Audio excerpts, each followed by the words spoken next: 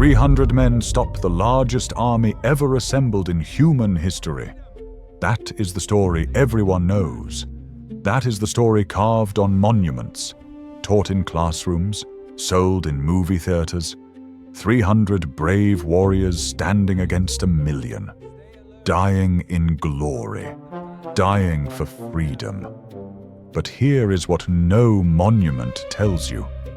Leonidas of Sparta walks into that mountain pass in August of 480 BC, knowing exactly what is about to happen. He knows every Spartan beside him will die. He knows the pass will fall. He knows Athens will burn, and he does it anyway.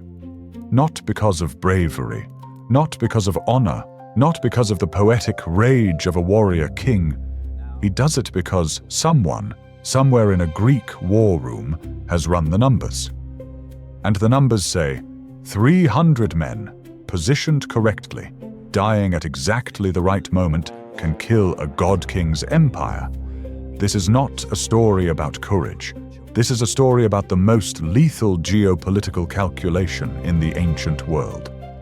A story about kings who understood that sometimes the most powerful weapon an empire has is not a sword. It is a clock, and the men who hold the clock while they bleed.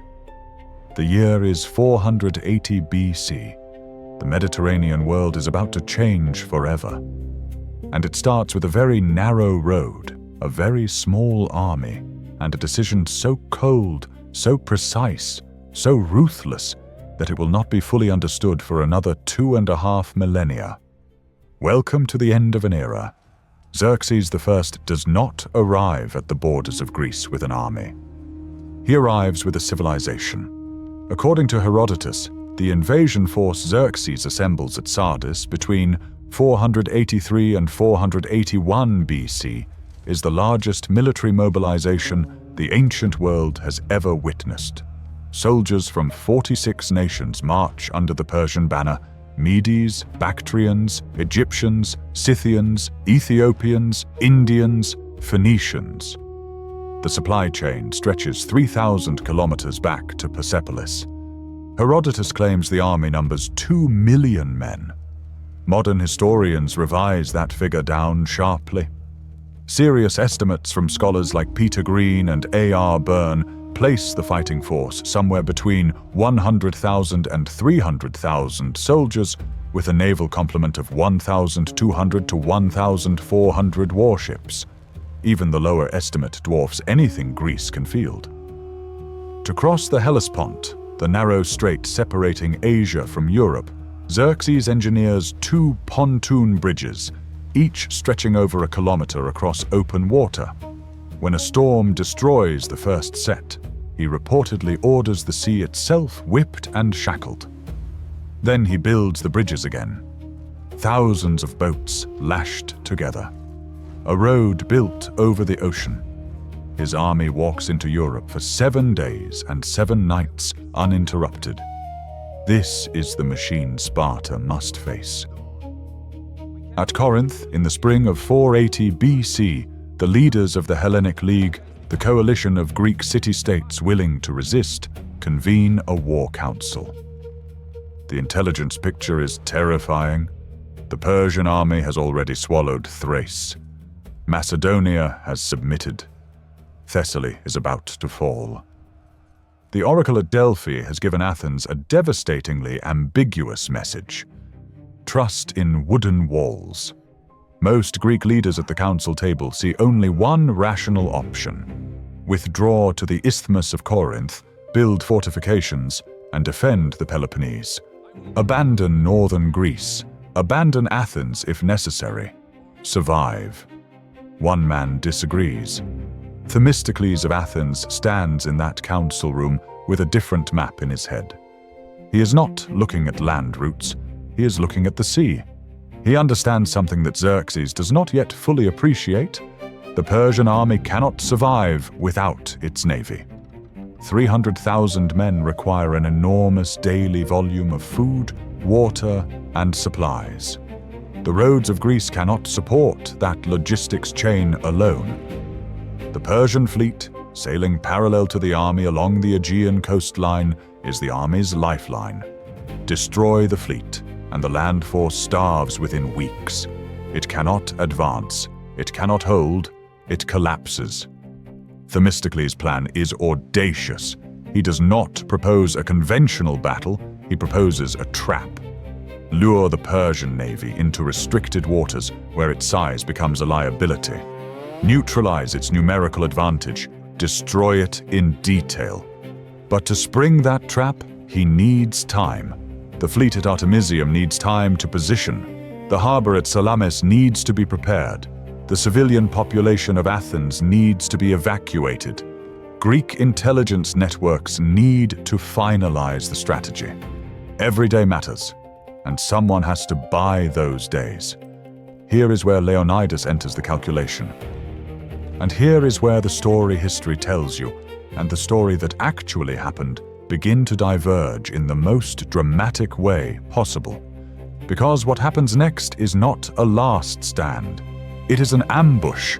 The pass of Thermopylae is not chosen because it is a place to make a heroic death. It is chosen because it is the perfect military chokepoint on the Greek mainland. In 480 BC, the pass is barely 15 meters wide at its narrowest point. The mountain rises vertically on one side. The sea presses against the other. The entire Persian army, every one of its 200,000 soldiers, every cavalry unit, every war elephant, must funnel through this gap in single file. The geography makes the Persian numbers meaningless. 100 men can hold 15 meters as effectively as 1,000. Leonidas does not arrive at Thermopylae with only 300 Spartans. He arrives with approximately 7,000 troops from multiple Greek city-states: Thespians, Thebans, Phocians, Locrians, Arcadians. The 300 Spartans are the Iron Corps, the finest professional soldiers in the Greek world. Each one has already fathered a son. Each one is chosen because he leaves behind an heir. This is not an accident. This is logistics planning at the command level. The strategy is coordinated in 2 dimensions simultaneously. On land, Leonidas holds the pass. At sea, the Greek fleet under Themistocles holds the Straits of Artemisium, directly parallel, 15 kilometers away. The 2 forces are interdependent. As long as Leonidas holds the land route, the Persian army cannot march south to outflank the Greek navy.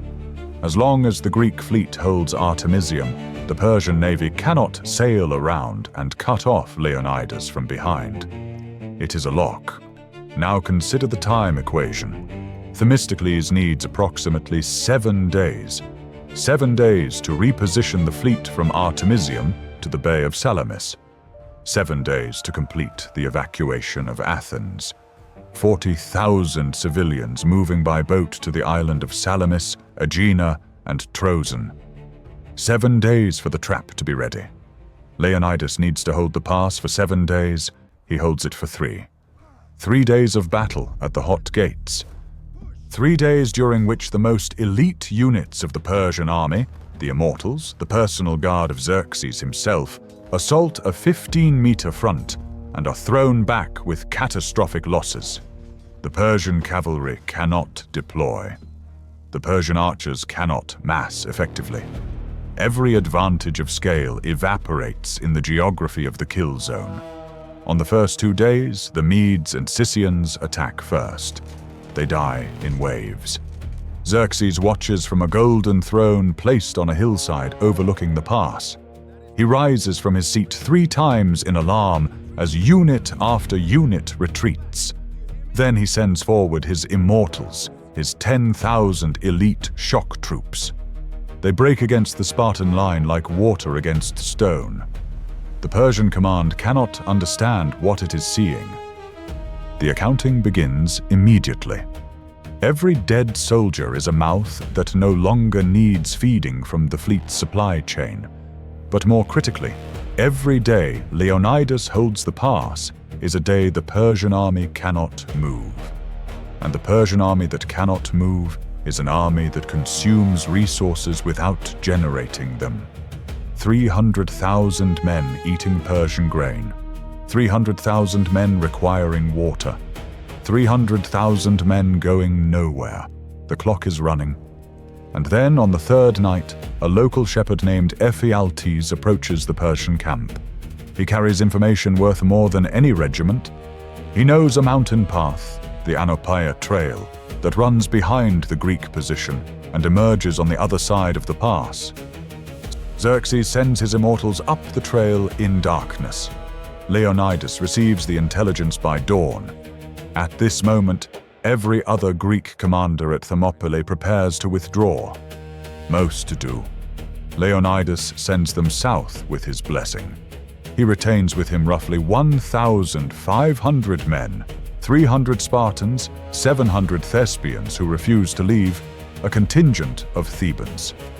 And here is the moment history romanticizes, and history misunderstands. This is not Leonidas choosing to die heroically. This is Leonidas choosing to stay because staying serves the strategic mission. If the 300 retreat, Xerxes advances immediately. If the 300 fight to the last man, Xerxes must deploy, encircle, and eliminate them, consuming hours, possibly one more day before the road south is clear. One more day. That is the calculation. One more day is what it costs 300 Spartan lives to buy. And one more day is what changes everything. The morning of August 11th, 480 BC begins with a funeral march. Leonidas leads his 300 out of the defensive wall and into the open ground of the pass. Forward, toward the Persian lines, not backward.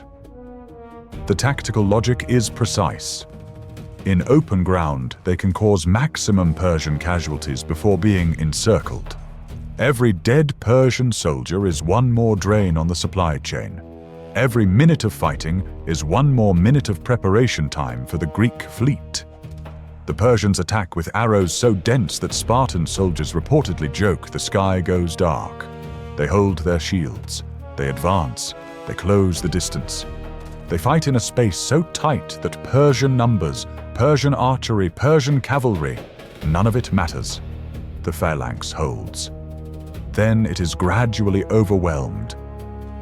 Leonidas dies in the fighting. His body is immediately contested.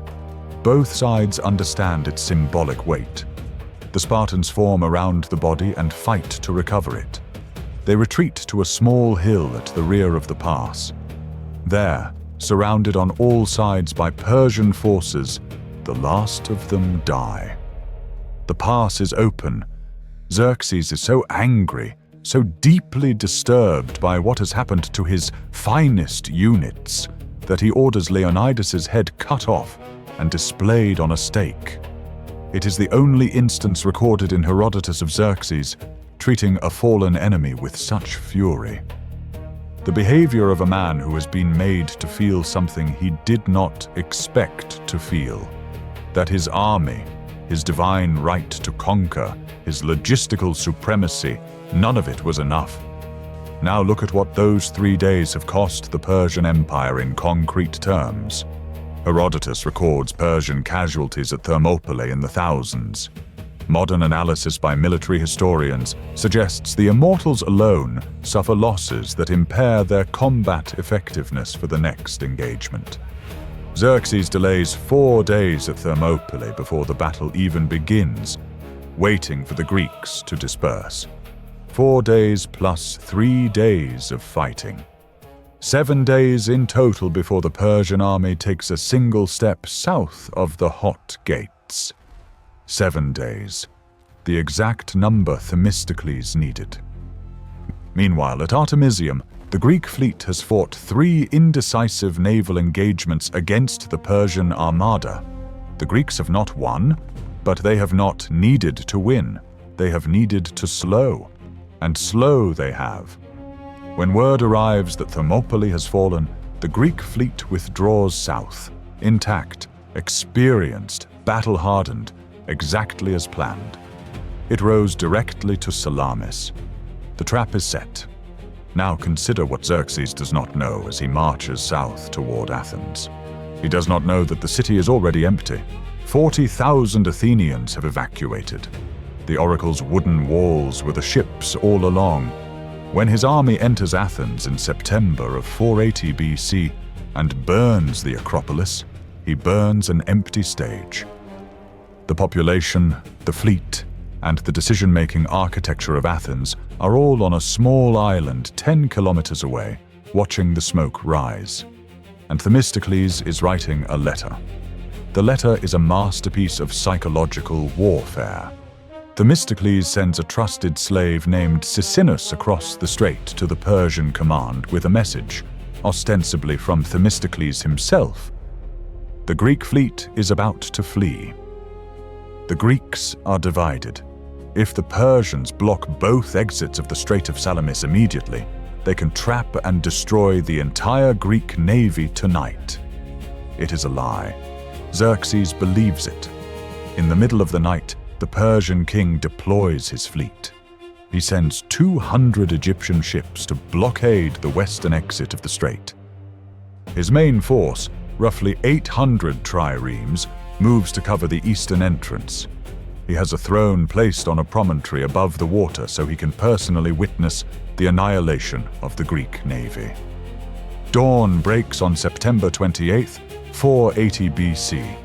The Persian fleet moves into the Strait of Salamis. The strait is narrow.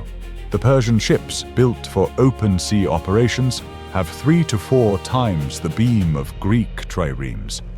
They cannot maneuver. The hundreds of vessels press together in the constricted water. Oars tangle. Hulls collide. Command and control breaks down across the entire formation. The Greek fleet, 380 triremes, smaller, faster, crewed by experienced Athenian sailors, waits in formation. Then it attacks. What follows is not a battle. It is a mechanical dismemberment. The Greek triremes strike with their bronze rams, striking single Persian ships, backing water, repositioning, striking again. The Persian fleet has nowhere to deploy, nowhere to retreat. The ships pile onto each other. The men in the water, soldiers not sailors, drown in their armor.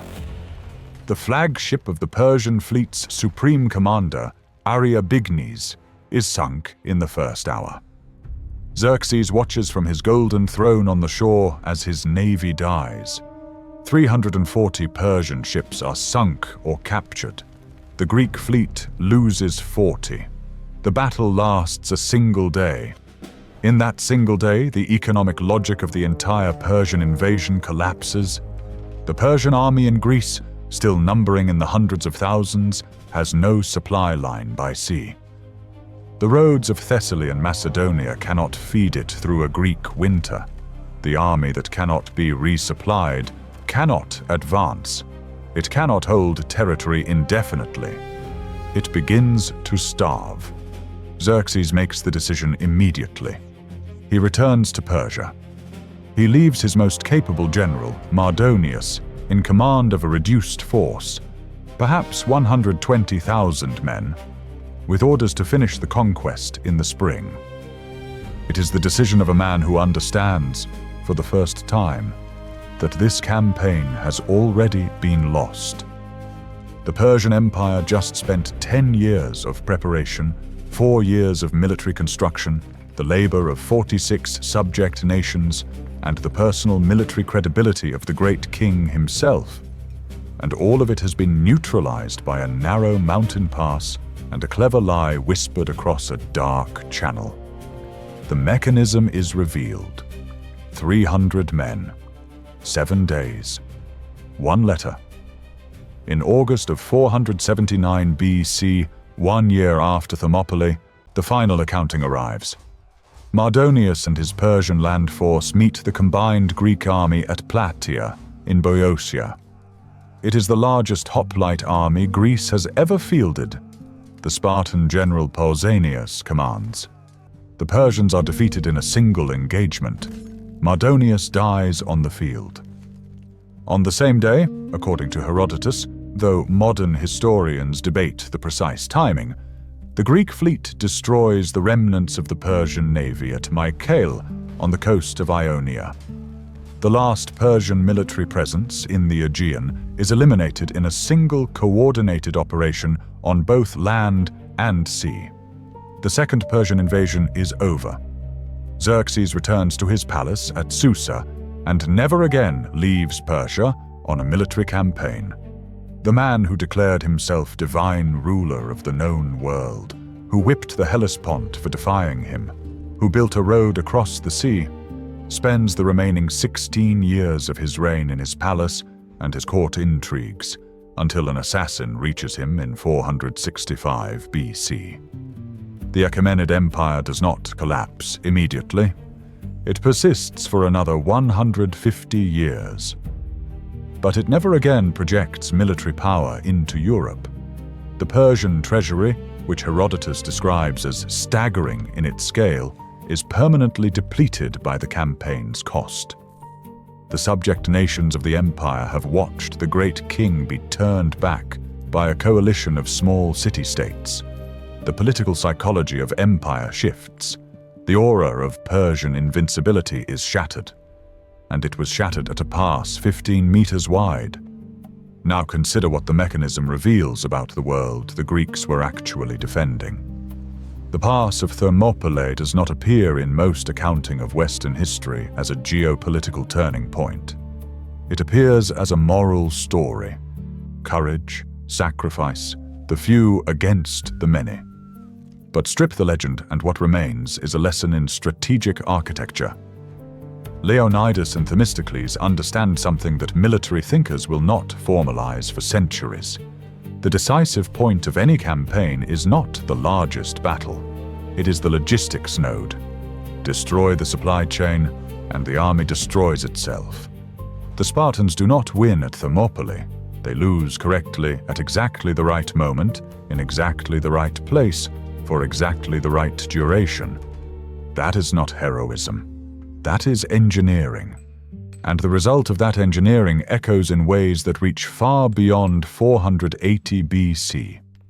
The Greek city-states that survive the Persian invasion enter a 50-year period of cultural and intellectual explosion, the classical period, the age of Pericles, of Sophocles, of Socrates, of the Parthenon. Philosophy, democracy, theater, medicine, history itself as a discipline, all of it emerges from the civilization that existed because a calculation was made correctly in a war room in 480 BC. The world that comes after Thermopylae is not the world that would have existed if Xerxes had marched unopposed through Greece. The geopolitical map of Europe, the intellectual heritage of the Western world, the very structure of how civilizations debate power and governance, all of it bends around a 7-day delay in a mountain pass. Ephialtes thought he was betraying the Greeks. He was actually becoming an instrument of the mechanism. The betrayal forces the final stand. The final stand buys the last hours. The last hours complete the trap. Without the betrayal, without the forced escalation of the last morning, Leonidas might have retreated with his men intact, and Xerxes might have reached Athens a day earlier, before the fleet was fully positioned. History does not move in straight lines. It moves through choke points, and the men who understand that, the men who position themselves at the choke point and hold until the mechanism activates, are not the men history usually remembers as strategists. They are remembered as martyrs, which is exactly what makes the mechanism invisible. Return to that morning in August 480 BC. 300 Spartans walk out of the defensive wall, forward, into the open killing ground of the hot gates. They are not walking toward death because they have no choice. They are walking toward death because they have made a choice, cold, calculated, precise, and that choice is the most powerful weapon in the Greek arsenal. The Persian Empire is the largest political entity the ancient world has ever produced. It stretches from the Aegean to the borders of India. It commands resources, armies, and logistics that no Greek coalition can match in a conventional engagement. It cannot be defeated by courage alone. It cannot be defeated by numbers. It can only be defeated by finding the point where its own size becomes its vulnerability and forcing the collision at that exact point. Themistocles finds the point. Leonidas holds it. The mechanism activates. Xerxes builds the most powerful army in history and sails it into a trap. His navy drowns in a strait his admirals told him was the path to victory. His land force starves because the fleet that fed it is at the bottom of the Bay of Salamis. His empire survives, but it never recovers the momentum, the prestige, or the financial capacity to attempt the conquest of the West again. All of it traceable, directly, causally, without interruption, to 7 days at a 15-meter passage in the mountains of central Greece. The question history never asks is this: what does it take to make a sacrifice worth making? Not worthwhile in the poetic sense. Worthwhile in the strategic sense, the calculus of outcomes, the ledger of what is bought and what is paid. 300 men, 7 days. One Persian Empire, permanently bled. That is the mechanism. That is the hidden truth underneath the monument. That is what the stone inscription at Thermopylae, "Go tell the Spartans, stranger passing by, that here, obedient to their laws, we lie," actually means in the language of power, not grief, not elegy, a mission report. If the history of Thermopylae has always felt like something more than a battle, if there has always been something underneath the legend that the legend itself cannot quite explain, now you know what it is. The sacrifice was real. The calculation was colder, and the world you live in was built on both. Drop a comment below. If you were Leonidas in that war council, knowing the full strategic picture, do you make the same choice?